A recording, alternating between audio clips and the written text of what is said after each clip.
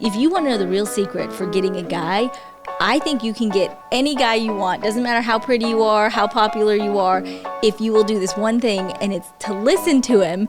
Because I remember in college, and Clint was like, do you want to see my high school yearbook? I was like, sure. You know, he brings it out, and he showed me page by page. Cover to cover.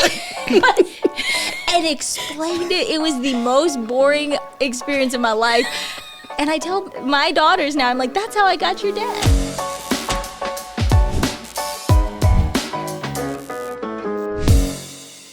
Okay, so we're talking today about 4 signs of a healthy relationship. I'm sitting down with 3 of our amazing counselors from Grace Counseling. Welcome. Hello. It's a long commute for you guys, huh? A lot of our listeners may not know, but the Grace After Hours studio is actually tucked away in the corner of y'all's building, the new Center for Teaching and Healing. So technically, we're neighbors. Yeah. Glad to have you guys on.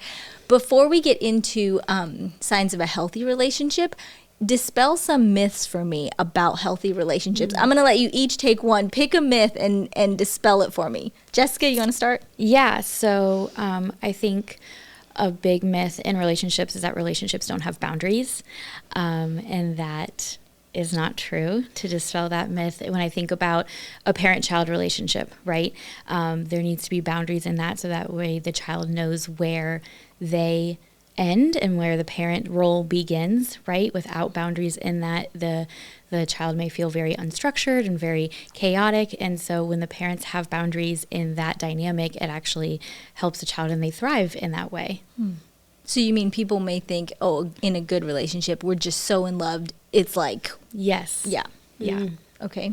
Awesome. Sonata? Yeah, I'd probably say that a lot of people think that if I'm in a healthy relationship, we never argue, we don't fight. Yes. That's what it should look like. Is that actually the sign of an unhealthy relationship? Believe it or not, Please say yes. it is. I'm glad to hear that. Keep going. You know? And yeah, I think it's actually helpful. It's bonding to be in conflict because you are 2 individuals who are different. So obviously there's going to be some conflict. So if we can look at conflict as a bonding experience, it's something you can actually move towards, and it'll allow you to actually understand things about each other and feel closer because of it. So it is very healthy to be in conflict. Awesome. Christy, what do you think? Yeah, I think sometimes we think that healthy relationships should be easy, but even the healthiest relationships aren't easy. Like, we grow and we change and we have to go with those changes. And even if we are one way today, we might be different in 5 years from now, and we have to learn and grow and change with that, with our kids, with our spouses, with our friends. And so even healthy relationships require us to be attentive and require us to grow so that they stay healthy. These are encouraging myths to kind of bust up. Okay, so let's say we want to go deeper. We want real connections with people. Tell me about signs of a healthy relationship. What's the first one?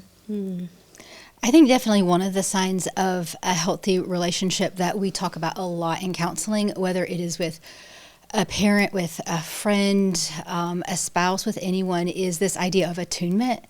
And a lot of times we're doing this in relationship, but we may not have a word for it. But attunement is this idea that you can experience, like, really being seen and known in a relationship, and knowing that that person is going to be there for you. And it's the idea that someone is really, really paying attention to you and to who you are, and not necessarily just to the things that you say, but they are paying attention actually to you, and they are paying attention to your experience. And without that, like, it's such a foundational idea in a relationship. Without that, like, it's hard to go anywhere from there. If you aren't really, really paying attention to the person that you love, it's so essential. So what's the difference between listening and attunement? So for me, I kind of think the difference between listening and attunement is kind of the difference between proximity and presence.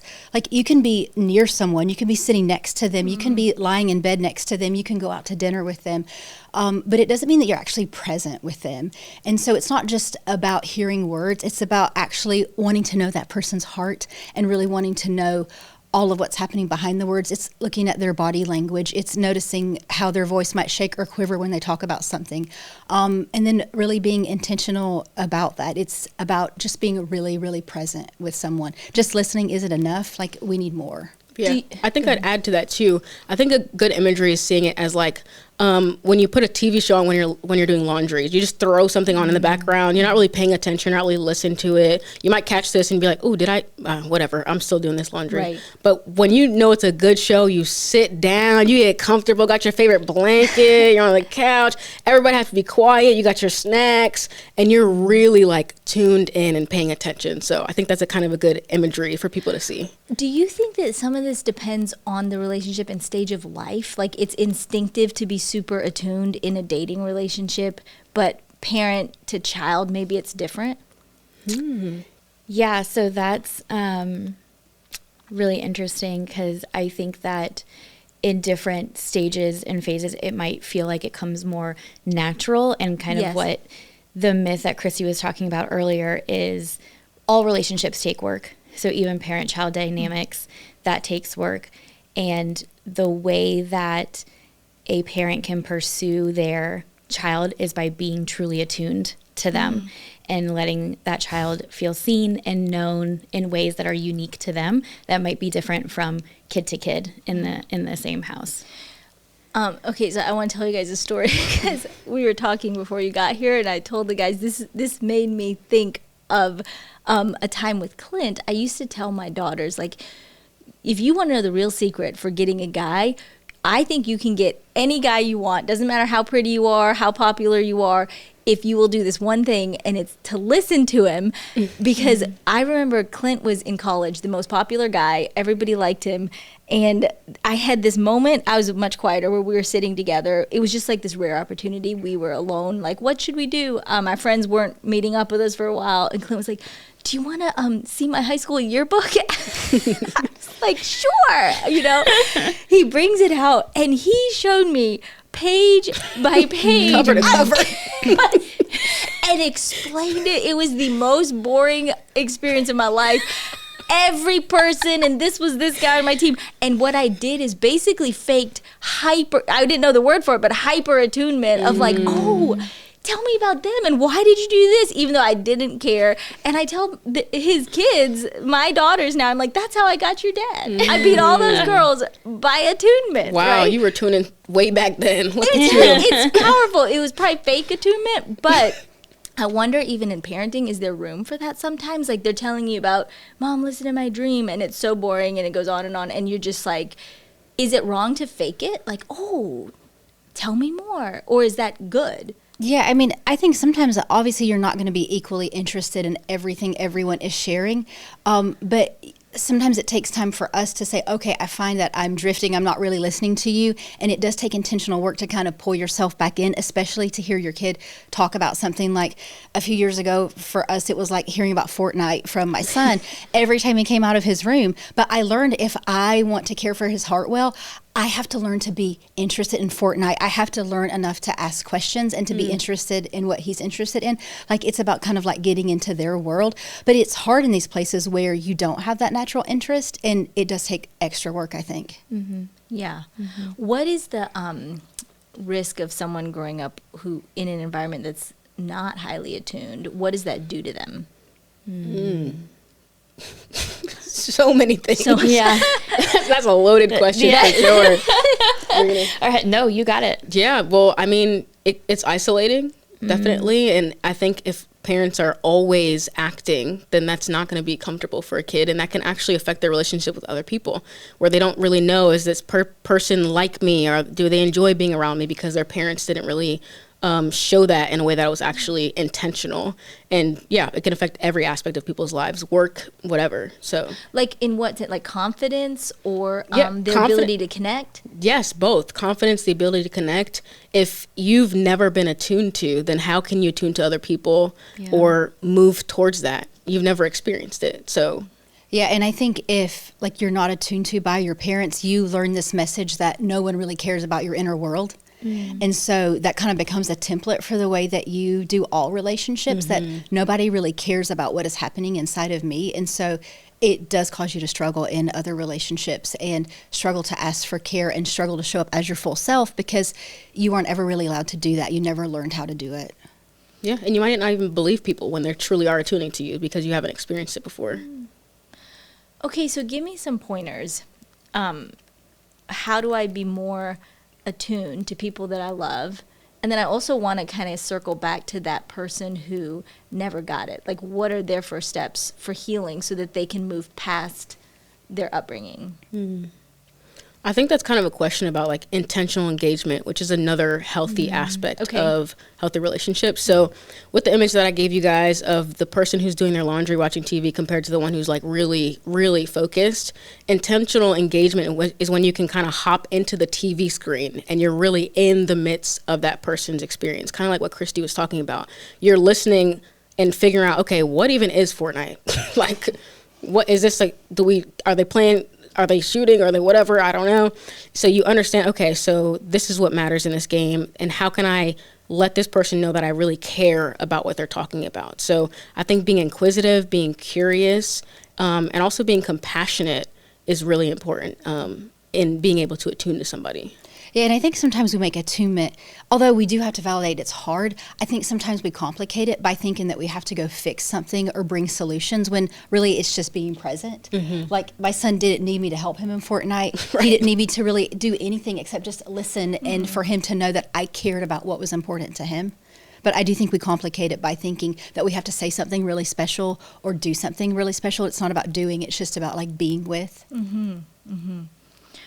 Any thoughts for the person who didn't have this? Like, what is a simple step they can take towards healing if they are going, wow, I'm listening to this, I don't know that anyone really did attune to me? Yeah. I think when we're not attuned to as well, we don't really have a good sense of self and knowing what our needs, wants, desires are, because again, no one approached us with curiosity in those areas and in those ways. And so I think a step towards healing would be to ask those things of yourself, of like, okay, what are my needs? What are areas of interest that I really am like interested in that would be enjoyable to share in an experience of this with someone else? Yeah, and then shameless plug, there is counseling centers that are willing and able, to step in and help you figure those things out. And that probably is a real next step. Honestly. Truly, Yeah, and honestly, one of the biggest steps is just to name what you're missing, just to see, oh, that's kind of what's happening for me. That's what's going on. This thing should have been taking place for my whole life, and it's missing. And honestly, just naming that is really powerful. Yeah, and y'all are putting language to that, because I think sometimes we don't know what that is. Yes. Tell me, okay, last question about attunement. What are signs that someone doesn't feel attuned to by me? And I don't want the obvious ones. Like, I know my kids might say to me, like, Mom, do you hear me? Put your phone down. Look at me. That's obvious. Or your spouse might be like, stop scrolling. Are you listening? But what is a sign? I guess I want more of a warning sign, like, red alert, this relationship is not in a great place. So what could I see in a marriage with a child? Like, these are signs that this person really does not feel attuned to. Tell me something I don't know. Like, not the obvious, put your phone down, Mom. Like, what is... Interesting. I think it could just be noticing distance, just in general. Okay. Maybe in conversation where you can kind of feel that maybe there's more to the story, but they're not sharing it with you. So it could be a lack of feeling emotionally safe with you. So I think those are some things you can kind of be mindful of. Like, is there distance where there wasn't distance? Yeah. I also think this is a great opportunity to pay attention just to how we often focus a lot on how we feel about other people, but we don't always focus in a relationship on how does that person make me feel. And so if you have a sense in your body that that person is not safe, that you don't feel safe sharing your full self, then that's definitely a sign that like maybe that relationship isn't healthy or that there's not appropriate attunement. But oftentimes we kind of, we just don't really pay attention to what our body is telling us. We kind of suppress that and we kind of disengage from that. But any healthy relationship, we should feel safety in our body when we're with that person, and we should feel an ability to just be our whole self. That's very good. I think especially like romantic relationships, that could be a warning sign. Like, why do I not want to share this with my partner? Yeah. Or even friendships that you thought, oh, I thought this person was my best friend, and now my body is telling me, my body's sending a signal that like, maybe this is not the kind of relationship that I thought it was. we need to listen to those signals. Okay, the second thing y'all mentioned is intentional engagement, which sounds very similar. How is that different than attunement? Yeah, so I think intentional engagement is the action step of attunement. I agree with you. I think they go hand in hand. I think intentional engagement is being intentionally curious. So saying things like, tell me more about that. Or why do you like this so much? Or tell me about this book that you're reading and Like the yearbook. what's your favorite That was part. exactly. Yeah, exactly. Maybe I missed the attunement, but I did the intentional engagement. So the attunement was fake, but I did the engaging. Yeah, It was still there, though. Totally. It was still there. Yeah. Yeah, it's good. Yeah, and like I said earlier, it is more jumping into the person's story. So it's not just the person who's self-aware. I think kind of if you can compare it to that, it's attunement is more of a self-awareness, awareness of what's going on internally or externally, and then engagement, or it's actually moving into doing something, like Jessica said, like you're moving towards them, not just having knowledge of how to love them or how to love yourself, but actually loving you and loving other people. Yeah, and I don't think that those things always just happen naturally. I think we do have to be really intentional. Like if we don't kind of plan for that in our relationships, it just doesn't always happen naturally. Sometimes it does, but sometimes you have to plan. Oh, I'm going to take extra time on my drive home. I'm going to leave a few minutes early so that I can stop and pick this up for my friend or my spouse or my child. I'm going to do something special. I'm going to take time, and you have to plan that and be really intentional, because if we just wait for those moments to happen, they just kind of pass by and it doesn't happen. Totally. When I hear you say that, I think life's busy. You know, there's so many distractions. Are there simple things I can do to be more intentional? Like, give me some really practical. I mean, I think it depends on the person, but like if you have attuned and you know like what the people in your life, like what they need and kind of the way that they might feel cared for, like doing those things for them. It might be just as simple as sending a text and checking up on a person, asking them how they are, and not necessarily having to say anything really special or anything wonderful, but just saying, hey, I'm thinking about you, I'm checking on you. You know, just sending that text or sending that message whenever maybe you think about a way to engage that person. Yeah. I know growing up, when my younger brother was in high school, he was interested in the Harry Potter series. And so my parents got 2 sets of the books and they read it with him. And so like that's an example of intentional engagement with your child. If your kid comes to you and says, hey, I'm really interested in reading X, whatever, right? You can get yourself a copy of that book and be like, okay, let's read this together and then we can talk about it.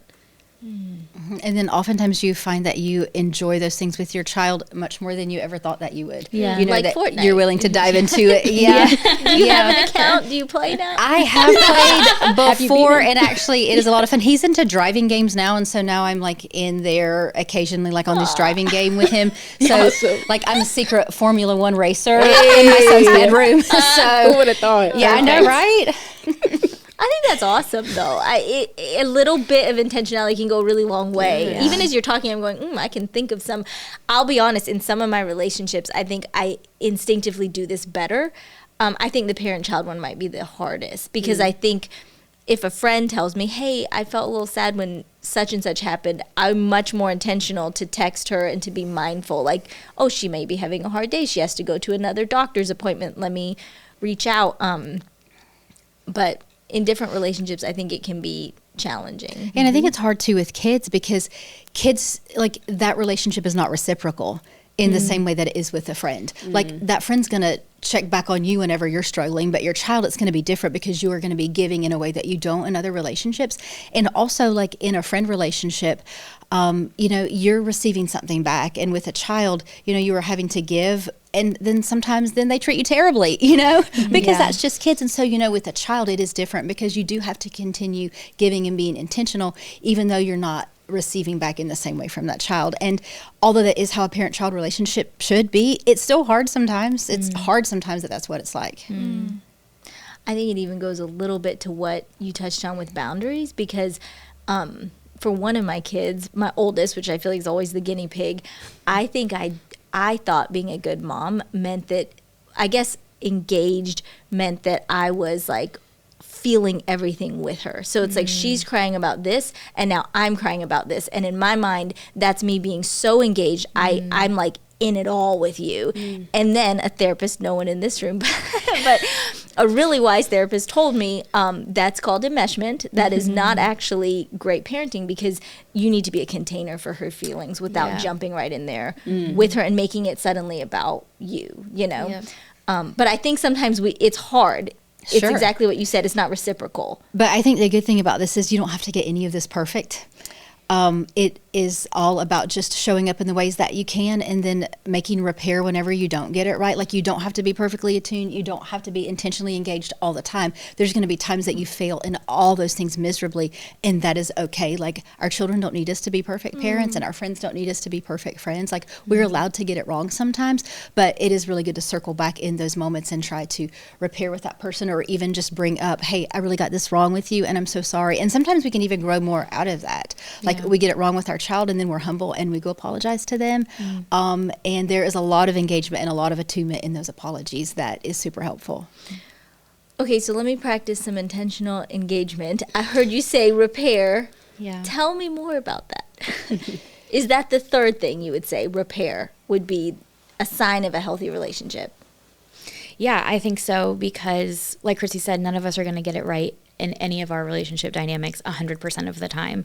And so we're all human, and we are going to harm the other person that we are in relationship with. In psychology, we call it unintentional harm, right? We can't avoid it. It's maybe not our intention, but it's going to happen. And so when that happens, our willingness to go repair that relationship, our willingness to own our own stuff, our willingness to step into that, to say, hey, I did this wrong and I did not see you in that moment, or I hurt you in this way and I'm sorry about that. It goes a long way in repairing a relationship. Why do you think repair is so difficult? Because it's vulnerable. Right. That takes accountability. That's why that's uncomfortable to be accountable. Yeah. And I think a lot of people spend a lot of their time on the part of avoiding harm. And sometimes it's a wasted effort, because we're flawed. We live in a flawed world. So you're never going to perfectly avoid harm in any of your relationships. So if we can move to actually thinking, okay, how can I really improve on my ability to repair? When harm happens, you're less scared. Yes. And you allow yourself to know, okay, I know that I hurt people at times. I'm a flawed person. I'm talking to a flawed person, but I've been spending a lot of time working on how to repair and apologize and take accountability and share my feelings with another person, so I can handle what happens after an unintentional hurt. Yeah. And I think one of the best things we can do for all our relationships is like growing in our ability to sit with discomfort, because it's uncomfortable to sit with how you might have caused someone else pain. And there are times where, yes, I hurt my kids unintentionally, but there are times I know in the moment that I'm hurting my child 100%. and I say it anyway. I say it anyway. And I have to sit with discomfort that I've hurt my child. And to go and have a real moment of repair with them requires me to sit with the discomfort and the pain of my own actions that have hurt someone that I love. It's a really good picture of grace too, like spiritually speaking, that you can repair. I feel like it's right there. I remember a counselor telling me once that rupture is inevitable, but repair is where real growth happens. And even just putting I had never heard those words, but putting language to it gave me such hope. I actually think of all of these principles, repair feels the easiest to me, because it feels like, oh, I have a second chance. It's not so like damning, like, oh, I messed this up for life. When that therapist said that, I was like, I can always circle back. I've held on to that and tell my kids, or tell my husband or tell my friend, I'm so sorry, like, please forgive me. And I think there's a lot of safety in at least that, like, that's, we're good. Mom's going to circle back, or somehow. But what do you think is the difference between saying like a quick I'm sorry versus actually repairing in a way that restores connection? Yes, apologizing is a whole episode. Yeah, apologizing. So apologizing does not look like, I'm sorry I made you feel that way. Because what are you taking accountability for? Nothing.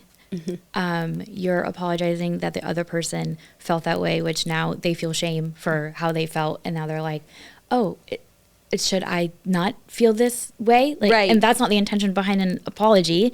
So a true apology is taking accountability for your actions and your actions alone. Yeah, and definitely acknowledging the person's emotion, like how it felt for them. Like, I can see that I've made you sad, or I can see that that angered you or frustrated you, and then adding on your desire for change in the relationship and in yourself as well. Yeah, and I think, again, like going back to our body, like these are things that we can't fake. Like whenever we offer like a really shallow apology, like the other person feels that. But whenever we offer like a real heartfelt apology that we truly are sorry and we can sit with and be accountable for the pain that we caused another person, like that translates to that other person in a way that is really healing. Tell me more about what you mean about your body, like feeling it in your body.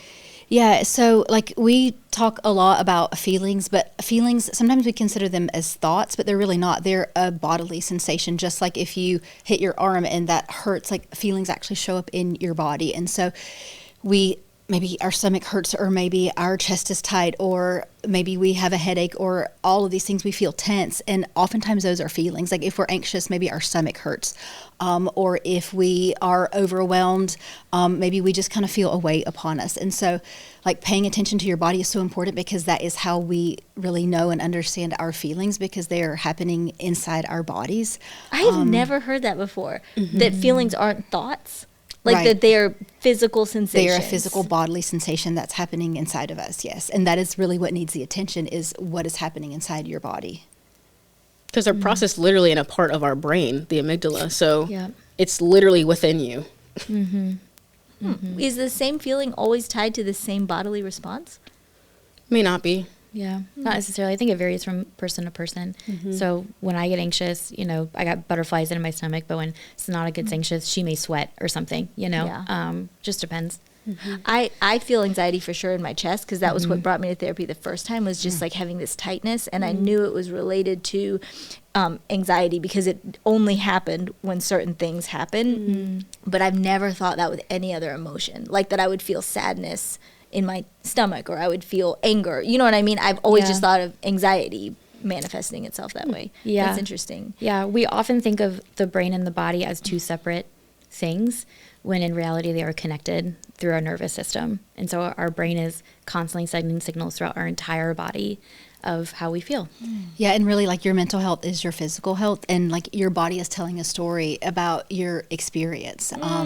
And so like such a huge step of growth is learning to listen to your body. But like we were talking about earlier, if you grew up in spaces that you weren't attuned to, you've learned to disengage from your body and not listen to your body. And so such a huge step of growth is learning to engage with your body and the signals that it's trying to send you. I feel like that could be a whole other episode, because I would love to. Multiple books have been written on it. Multiple. Right. So are you all just like really great at being attuned and apologizing and knowing We what your are body still feels? humans, just like you are. Yes. Yeah, absolutely. I mean, I still go to counseling to work on all of these things myself. So I offer counseling to people, and then I'm also going to counseling myself to address these things in my life, because it's easy for me to sit in the counseling room and talk about these things, but I have to also own this for myself and know that I need to work in these areas. And so, yeah, all of us are still working on all these things. It's like how your dentist has a dentist. Yes. Yeah, Yes. totally. Yes. Okay, Sonata, tell me the last sign of a healthy relationship. Yeah, it's actually commitment to growth. So I think a lot of the times people really choose to put their own finish line way earlier than they need to. Like they put it way close to the start line in relationships. So as a parent, maybe you are telling yourself, my kid's 11 now, like you can handle your own emotions. Like that's for you to deal with. Or with a friend, it's like, okay, we've been friends long enough. You kind of know who I am. So why are you even having this issue? Or when there's hurt happening or conversations that are hard that you have to keep having over a relationship because that happens, we're flawed. They're like, no, this is just who I am. Or like, why are you so worried about this? Like, you're not my man, relax. Or in a romantic relationship, it's like, do I still have to talk to you? I have to talk to you every day? Like, dang, this is a lot. But learning like, okay, I have to actually keep building this relationship. And after the wedding, I don't get to just sit in a lazy boy and it just takes me up and everything just kind of ends up working itself out because now I'm inside of a marriage. Right. But knowing that like relationship takes time and it takes vulnerability, and you learn things about yourself and about the other person over the years. Like Christy was saying, like things could happen differently in 5 years and you're relearning that person or learning new things about them. Like, as you know, our taste buds change over the years as well. So why would people, now you know. If taste buds are changing, like. I guess that makes sense because like kids only eat like ketchup and chicken nuggets. Yeah, obviously, yeah. Yeah, I'm still doing that. I'm just kidding. No. But if our taste buds are changing, then we are also changing as people as well. So we should be committed to growth and that change. And I think it's hard to also hear about ourselves. So it's like, sometimes people will just say like, we'll just embed that in our personality and just be mad at people for wanting to change it because that's a little more comfortable to say, that's just the kind of person I am. So I don't want to make any changes. But it's actually a beautiful opportunity to grow and become more Christ-like when someone's showing you something about yourself that is not desirable. So as therapists, what are the most common ways you've seen people avoid growth, especially in relationship? I think sometimes it's just hard to name that you need to grow. I think you want to maybe have this idea that you don't have to keep growing. And so sometimes you just have to stop and name, hey, we're not growing, we have changed. And you have to name that before you can ever even really start to deal with it. To name, hey, things have changed, we aren't the same anymore. And we've got to figure out some next steps for our relationship. Any other thoughts on that? I feel like whenever I'm in a new relationship, I experience new triggers. Like the first time you start dating, you're like, I didn't know I was so insecure. Like, what's wrong with me? The first time I had a baby, it's like, I didn't know I was so impatient. I feel like most people have that trigger and then they just move on. What could I do with that so that I grow? Like that trigger is trying to tell me something, right? Walk me through it. I think when we talked about curiosity with intentional engagement with somebody else, I think it's also important to be curious about your own self and to be curious about your own story and to be curious about, why is this triggering me? Why do I feel triggered? Why is my impatience trigger being set off right now by this baby? What do I need? What is my body telling me? How can I be met in this moment? What do I need to be paying attention to? Yeah, I think meeting a trigger with knowing that I'm a person who can improve.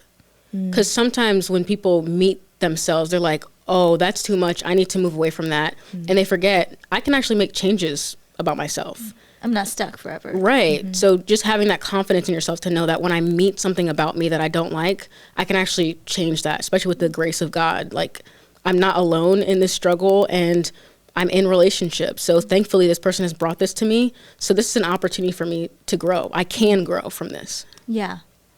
I think that's why I was saying I feel like the gospel speaks to the repair part, because it's like part of why I can go to my daughter and say, I'm so sorry I did that. I can own it because Jesus forgave me for it and died for it. So I don't feel so completely condemned and ashamed. It's like the verse that says there's no fear in perfect love, because perfect love casts out fear.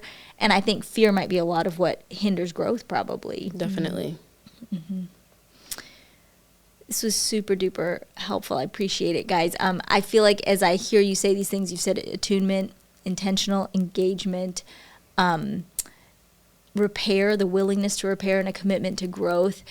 In my mind, it feels like it almost all comes down to awareness. Like you have to be aware that you are not attuned, aware that when your child or spouse says, put down your phone, they're saying more than just put down your phone. And it's an opportunity to be intentionally engaged, an awareness that repair is possible, an awareness that those triggers are opportunities for growth. There's kind of like this this theme that pops in my mind as I hear you talk about all of these things.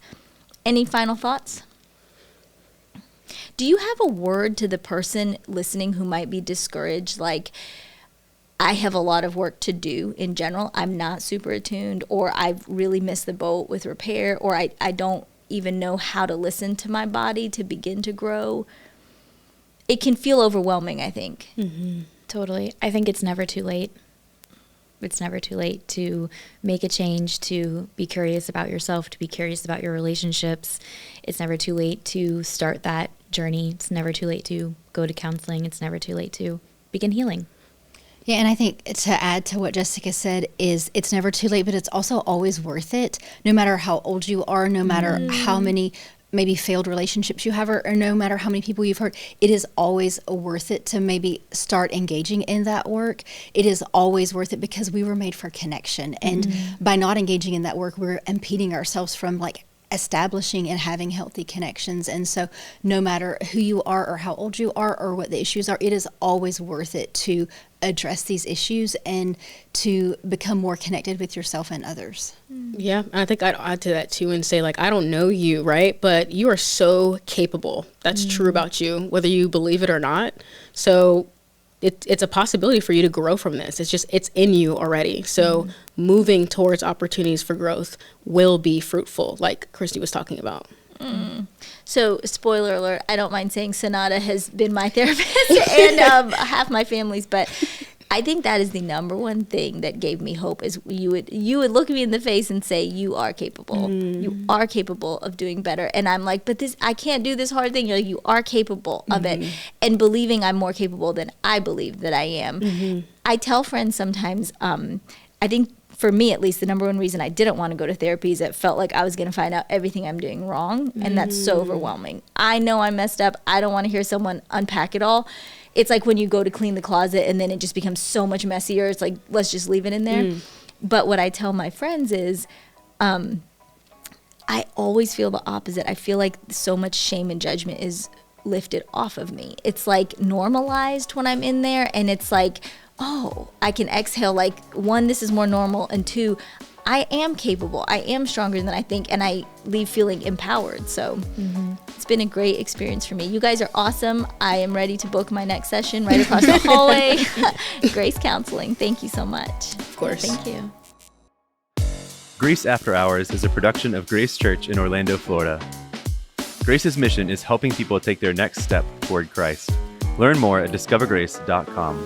If you enjoy this podcast, share it with someone you know and subscribe so you never miss an episode.